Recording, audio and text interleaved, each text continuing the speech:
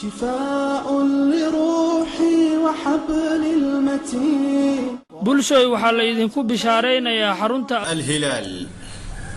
cudurrada laga daaweynayo waxaa ka mid ah dhiig furanka waalida caado wareerka umusibyaanka gabdhaha wejiga ka halaabay baabasiirka dhagaxa kiliyaha gala xoojinta raganimada isha dhiigkarka sokorta naxdinta kili xanuunka waswaaska madax xanuunka jinka dhalmala'aanta dhasha allah bixiye toobinta iyo kuwo kale oo fara badan xaruntuna waxay idin keentay daawooyinka baabasiirka gaaska daawada kaliyaha nadiifisa daawada infekshanka tan calool bixinta daawada samboorka tan sokorta caado wareerka umusibyaanka iyo dabaysha neerfaha alerjiga dhiigkarka iyo daawada xoojinta raganimada rumatiisanka daawada caloosha lagu yareeyo iyo murqadhisida daawada yiridka daawada burseelka iyo guryaanka waxaad sidoo kale ka helaysaan biyaha samsamka iyo tinka iyo talbiinada بسم الله الرحمن الرحيم الحمد لله رب العالمين وبه نستعين على أمور الدنيا والدين وصل اللهم على نبينا محمد وعلى آله وصحبه وسلم ما بعد أيها الإخوة والأخوات إن شاء الله تعالى سيدات نغسو غيسين با وحانو سيدو كلا إذن صوب بندقينا رياضة مسكة عقارا walaalo ka mid a walaalaha ayaa ina soo weydiiyey maska cagaaran iyo fasiraadiisa qofka haddii uu ku riyoodo insha allahu tacaala saan horey idinkugu sheegay riyooyinkan aan fasirayno waa riyooyin ay qoreen rag lagu kalsoon yahay oo culimo ah tajrubo badanna ka sameeyey arkayna dhammaan waxyaalahaas maaragtay ay fasirayaan kitaabo ayaanu ka soo guurinaynaa ma ahan wax maaragtay nabaatiil ah oo aan jirin ma ahan haddaba marka maska cagaaran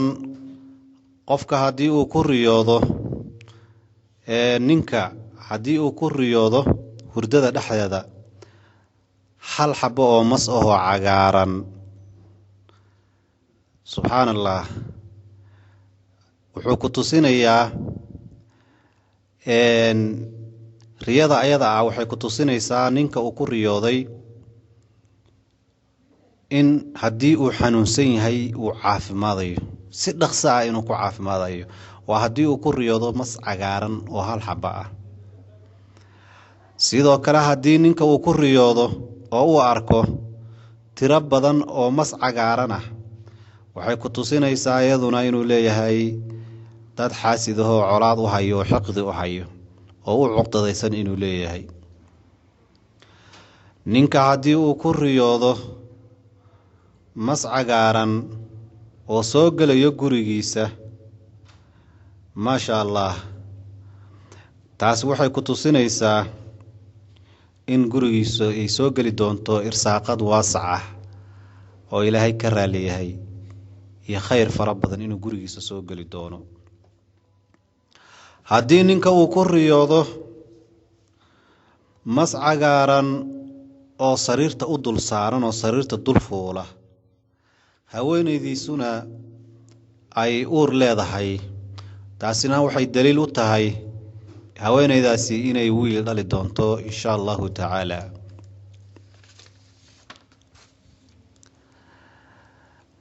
dhammaan riyooyinka maska cagaaran lagu riyoodo ninka hadduu ku riyoodo inta badan waxa weeyaan waa wanaag iyo khayr markii laga reebo in uu ku riyoodo masas badan oo cagaaran inuu ku riyoodo laakiin hal xaba hadduu ku riyoodo waa khayr iyo barako haweenayda marka reer kale haddii ay ku riyooto mas cagaaran maxay noqonaysaa iyaduna riyadeedu waxay ku tusinaysaa haweenayda xaaska ah ee maska cagaaran oo halka xaba ah ku riyooto in reerka ay ku sii nagaan doonaan ayada iyo caruurteeda iyo zawjkeeduba bashbash iyo barwaaqo iyo xasilooni inay ku wada noolaan doonaan ayay riyadaasuna daliil u tahay qofka marka waxa weeyaan aan wali guursan rag iyo dumar waxay yihiinba haddii uu ku riyoodo qofkaasi mas cagaaran hadduu ku riyoodo dhalinyarada aan weli guursanin hadday ku riyoodaan mas cagaaran micnaheedu waxaa weeye in ay si dhaqsaa u guursan doonaan oo guurkoodii uu soo dhowaaday. kaliya waxaa laga reebayaa oo ka duwan maska cagaaran in qofka uu ku riyoodo noocu doonaba ha ahaadee rag iyo dumar iyo dhalinyaro aan weli guursanba ha ahaadeene in ay ku riyoodaan masas fara badan oo wada cagaaran hadday ku riyoodaan halkaasi cilad baa ka jirta, xasid buu qofkaas leeyahay, dad baa u cuqdadaysan, dad baa markaa ayaa dhibaya. laakiin inta kale hal hadduu qofka ku riyoodo waxay macnaheedu tahay in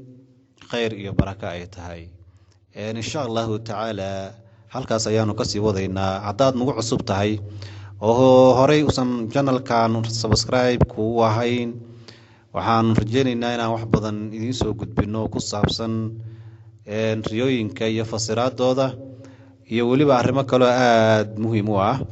oo bulshada qaar ay naga soo codsadeen sida cilmu nafsiga, magacyada qofka iyo dabeecadihiisa inaan idiin soo gudbino. qof kaste dumar badan baa waxay doonayaan ninka ay guursanayaan inay dabeecadihiisa bartaan, sidoo kale rag badan oo dhalinyaro waxay doonayaan gabadha xiriirka ay la yeelanayaan inay dabeecadaheeda bartaan. marka qofka magaciisa iyo dabeecadihiisana inta badan cilmu nafsiga waxa weeye waa isdoontaan. marka halkan ayaad kala socon doontaan insha allahu tacaala. aad baad u mahadsantihiin dhegaysigiina wanaagsan iyo ku xirnaantiina channelka aad ku xiran tihiin oo macluumaadka aan idinla wadaagayna idinkuna aad nala wadaagaysaan oo dhanka WhatsApp-ka aad nooga soo diraysaan fariimaha. aad baad ugu mahadsantihiin. waxaa kaloon idin sheegayaa inaad u sii shargaraysaan walaalaha kale ee asxaabtiina inaad la wadaagtaan channelka si ay subscribe u saartaan oo lana socdaan barnaamijyada muhiimka ah ee aanu soo gelinayno insha allahu tacaala. aad baad u mahadsantihiin. wabillahi tawfiiq. wassalaamu calaykum ورحمة الله وبركاته. دمانتين شفاء لروحي وحبل المتين. bulshoy waxaa la idinku bishaaraynayaa xarunta الهلال.